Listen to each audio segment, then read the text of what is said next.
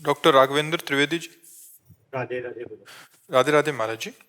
महाराज जी, श्री जी कृपा से मैं राजस्थान में एक सरकारी संस्कृत विद्यालय में अपनी सेवाएं दे रहा हूं, जहां छात्रों को गीता आदि धर्म ग्रंथ पढ़ाने पड़ते हैं।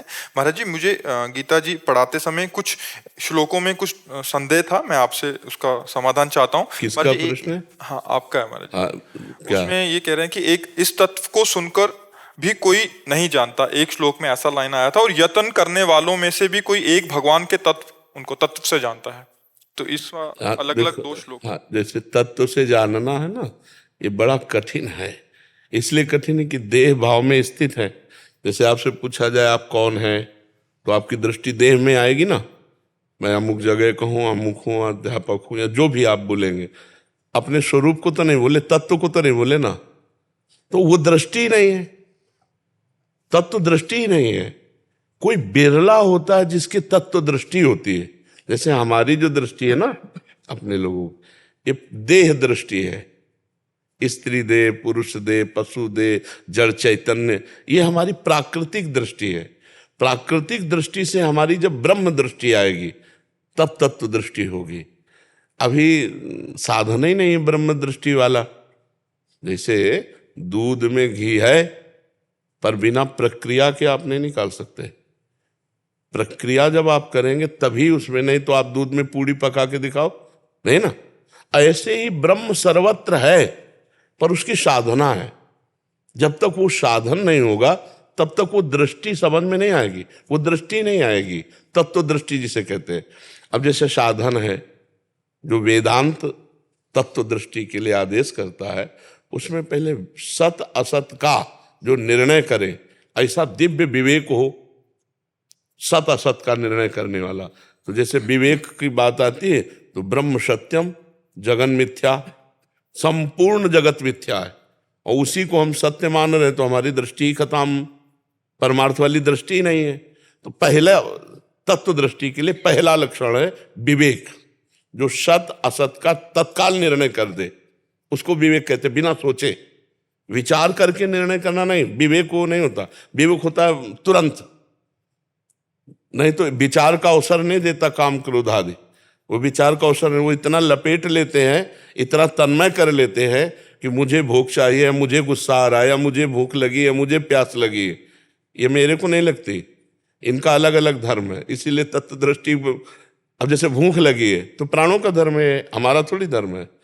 हमें देखना है, ये नेत्रेंद्रिय का दृष्टि, ये मन और नेत्रेंद्रिय मिलकर देखना चाहते हैं। मुझे प्यास लगी, ये प्राणों का धर्म है। अब हर इंद्री का सबका अलग अलग धर्म है, और हम उनको स्वीकार किए हुए हैं। इसी भ्रम को मिटाना है।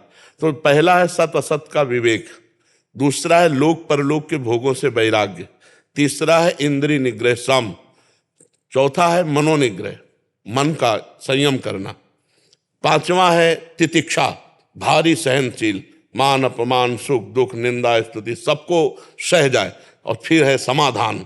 समाधान माने लक्ष्य, भगवत तत्व ब्रह्म तत्व, इसका लक्ष्य। फिर है मुमुक्षुता, मैं मुक्त होना चाहता हूं। ये साधन चतुष्टय जब होता है उसके अंदर, सठ संपत्ति और साधन चतुष्टय, तब वो इस ज्ञान के मार्ग का पथिक होता है। पहुंच जाए ऐसा नहीं, कोई बिरला ही होता है जो ज्ञान के पंथ कृपाण के धारा परत खगेश लगे नहीं बा, गिरने में देर नहीं लगती, जोड़ निर्विघ्न पंथ निर्वाही, तब कैवल्य परम पद लाही। फिर वो जब देखता है तो सर्वम खलमिदम ब्रह्म। पहला आया था कि ब्रह्म सत्यम जगन मिथ्या, फिर क्या आया, जब तत्व दृष्टि जागृत हुई तो वही जो ब्रह्म सत्य जाना वही ये है। सर्वम सर्वम खलमिदम ब्रह्म, सब ब्रह्म ही है। ईशावास्यमिदं सर्वम यत् किंचित् जगत्याम जगत, एक कण भी ऐसा नहीं जो ईश्वर ना हो, वही ईश्वर ही स्वयं बना हुआ बैठा। ये अनुभव में आ जाए। अभी जैसे ये बात सुनी ना, तो अनुभव में तो नहीं आई ना।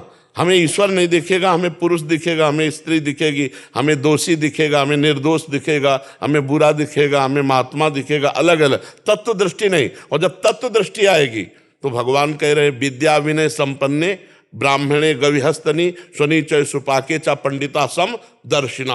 वो सब जगह एक ही तत्व को देखता है, गाय में, चांडाल में, हाथी में, कुत्ते में, विद्या विनय संपन्न ब्राह्मण में, सब में एक ही तत्व देख रहा है, दूसरा नहीं। वो तत्वदर्शी महात्मा ये देखता है। यो माम पश्यति सर्वत्र सर्वम च मयि पश्यति तस्याहम न प्रणश्यामि सच में न प्रणश्यति। जो सर्वत्र मुझे देखता है और सबको मेरे में देखता है, वो मेरी से कभी दूर नहीं होता। वो सर्वत्र मेरे को देखता है, सबको मेरे में देखता है। मैं उससे अलग नहीं होता, वो मेरे से अलग नहीं होता, वो मेरे में ही रहता है। समझ रहे हैं ना तत्व दृष्टि का? तो कोई बिरला ऐसा है जो तत्व दृष्टि जान पाए जी।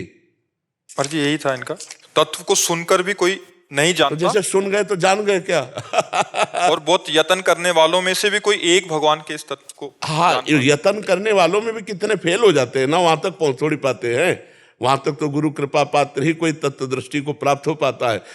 बातें बना लेना अलग बच्चा, तत्व की बातें कर लेना अलग है, तत्व में स्थित होना अलग है। तत्व में जब स्थित है तो फिर कोई फर्क नहीं पड़ता है। अब वो चाहे सामने घोर पापी दुष्ट हो तो वो तो तत्व दृष्टि रखता है, तो बाहरी दृष्टि नहीं रखता। चाहे बहुत अच्छी क्रिया हो रही हो, चाहे बहुत बुरी क्रिया हो, वो क्रिया पर दृष्टि नहीं रखता, वो तो कारण पर दृष्टि रखता, तो वो विक्षेप को प्राप्ति नहीं होगा। हाँ, अब अगर व्यवहार काल में वो किसी पद पे है, ये तो महात्मा की बात बताई। अब व्यवहार काल में वो किसी पद पे है, अब वहां वो विषमता दिखाई देगी। वो दोषी को दंड देगा और निर्दोष को क्षमा कर देगा, लेकिन तत्व दृष्टि में दोनों के प्रति समान भाव है। व्यवहार में आपको विषमता दिखाई दे रही है। दोषी को दंड देना और निर्दोष को क्षमा कर देना, यह बाहरी क्रिया है। अंतर्दृष्टि में दोनों के प्रति समान भाव होगा यदि वो किसी अधिकार पद में है तो। जैसे तत्व दृष्टि राजा भी हो सकता है, तत्व दृष्टि कोई पदाधिकारी अफसर भी हो सकता है, तो तत्व दृष्टि कोई विरक्त महात्मा भी हो सकता है। तो विरक्त महात्मा होगा तो उसके ये लक्षण होंगे, एक हाथ में कोई चंदन शीतलता और एक हाथ में कोई ताप दंड दे रहा है, वो दोनों के प्रति समान भाव है। लेकिन इसी स्थिति को प्राप्त अगर कोई महापुरुष पदों में है तो वो अपराधी को फांसी पे लगाएगा और निरपराध को बड़ा सहयोग करेगा। तो उसका ना अपराधी से द्वेष है ना निरपराध से राग है, लेकिन वो सम निर्णय कर रहा है। वो सम होते हुए भी विपरीत वहां दिखाई दे रहा है। जैसे श्री भगवान असुरों का वध कर रहे हैं, दैत्यों का विनाश करते हुए साधु जनों की रक्षा कर रहे हैं, लेकिन भगवान समदर्शी है, भगवान सम है। अब वो स्वामी है पूरे त्रिभुवन के। जब त्रिभुवन में कहीं कोई ज्यादा वो करेगा तो फिर भगवान पक्षपात दिखाई देता, उनमें होता नहीं है। भक्त का पक्ष लेते हुए अभक्त का विरोध करते हुए दिखाई देते हैं। महापुरुषों को तत्व दृष्टि, महापुरुषों को केवल तत्व दृष्टि वाला ही जान सकता है और नहीं जान सकता है। बाहरी लक्षणों से नहीं जाना जा सकता है, क्योंकि बाहरी व्यवहार अगर वो किसी पद में है, मान लो किसी पत्नी का पति है, तो उसके साथ बिल्कुल ठीक पति जैसा व्यवहार होगा। वहीं उसकी बहन है, उसके साथ ठीक बहन जैसा व्यवहार होगा। वहीं उसकी बेटी है, ठीक बेटी जैसा उसका व्यवहार होगा। वहीं माँ है, अब ये 4 शरीर स्त्री शरीर है, चारों के साथ व्यवहार अलग अलग करेगा, दृष्टि एक है, तत्व दृष्टि एक है। अगर वो चारों के साथ व्यवहार एक जैसा करे तो मूर्ख है, वो पापी है, दंडनीय है, वो ज्ञानी नहीं है। तत्व दृष्टि में चारों के प्रति समान दृष्टि रखते हुए व्यवहार में विषमता आ जाएगी, व्यवहार में भेद आ जाएगा। बहन के साथ बहन जैसा, बेटी के साथ बेटी जैसा, पत्नी के साथ तभी वो सच्चा ज्ञानी माना जाएगा। जब आप कहते हैं कि दर्शन वर्तन नहीं, हाँ दर्शन, हाँ, समदर्शिता तत्व दृष्टि का दृष्टि है, व्यवहार नहीं। व्यवहार अपने ही शरीर में एक जैसा नहीं हो सकता। अपने ही शरीर में देखो, पवित्र है हाथ और नीचे के अंगों में लगाएंगे तो रज लगाना पड़ेगा, पवित्र करना पड़ेगा। अपने ही तो अंग है, अपने ही शरीर के अंग है, पर नीचे के अंगों को छूने के बाद हम रज लगा करके धोते हैं, पवित्र करते हैं, और ऊपर ऐसे छू जाए तो कोई मतलब नहीं है। तो शरीर में हमारा ही है, लेकिन व्यवहार में भेद हो गया। नीचे के अंगों का स्पर्श करके हम पवित्रता का निर्वाह करेंगे और ऊपर के अंग छू जाए तो कोई परेशानी नहीं। तो ऐसे ही जैसे हमारा ही शरीर है पर व्यवहार में भेद है, ऐसे ही व्यवहार में भेद रहेगा उसके भी, जो तत्व दृष्टि वाला महापुरुष है। समझ पाए? महाराज जी इनका एक और प्रश्न था, अच्छा प्रश्न था। जरूर कीजिए, क्योंकि जब बच्चों को समझाते हैं तो इनको सुलझना चाहिए। एक भगवत गीता के 1-2 श्लोकों में इनको और था कि भगवान किसी के पाप पुण्य को ग्रहण नहीं करते। एक श्लोक में एक कहा था और दूसरे श्लोक में अन्य अध्याय के तू जो कुछ करता है वो सब मुझे अर्पण कर दे, अर्थात भगवान सब कुछ ग्रहण करते हैं। हाँ। एक तरफ कह रहे हैं किसी के पाप पुण्य हाँ, को ग्रहण आप ये समझना है कि हमको किसी से कोई मतलब नहीं है, उत्तर हम दे रहे हैं, हमको किसी से कोई मतलब नहीं। और देख तू मेरा शरणागत है, तू चिंता मत कर, पूरा भार मैं लेता हूं। दो शब्द हैं, जो करोगे भोगना पड़ेगा, अवश्य में भोक्तव्यम कृतम कर्म शुभाशुभम। और एक शब्द है, तुम शरणागत हो, तुम चिंता क्यों करते हो, अहम त्वाम सर्व पापे मोक्षयिष्यामि मा शुचा, मैं तुम्हें पवित्र करूंगा समस्त पापों से, यत् करोषि, जो तुम करते हो मेरे को समर्पित करो। ये संबंध एक जगह बोल रहे हैं शरणागत संबंध को लेकर, और एक जगह सार्वभौम राजा भगवान बोल रहे हैं जो तुम करोगे तुम्हें भोगना पड़ेगा, तुम्हारे पाप पुण्य का अधिकारी मैं नहीं, तुम्हें भोगना पड़ेगा, अवश्य में भोक्तव्यम कृतम कर्म शुभाशुभम, शुभ अशुभ मेरे। और एक है शरणागत, उससे कह रहे जो कर रहा है तुम मेरे को समर्पित कर, मैं संभाल लूंगा, मैं अहम त्वाम सर्व पापेभ्यो मोक्षयिष्यामि मा शुचा, मैं संभाल लूंगा, तू चिंता मत कर। अपचेत्सु दुराचारो भजते माम अनन्य भाग, साधुरेव समंतव्या सम्यक व्यवसिता, ऐसा घोर दुराचारी भी हो और मेरी शरण में आ जाए तो मैं उसे महात्मा बना दूंगा। क्षिप्रम भवति धर्मात्मा, समझ रहे ना, दोनों जगह अलग अलग बातें हैं। अलग अलग बातों को अगर हम एक जगह मिलाएंगे तो फिर वो मिल नहीं पाएंगी।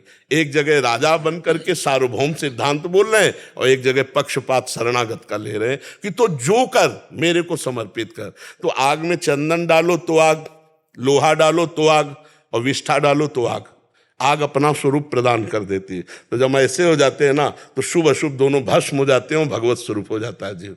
पुण्य और पाप दोनों नष्ट हो जाते हैं।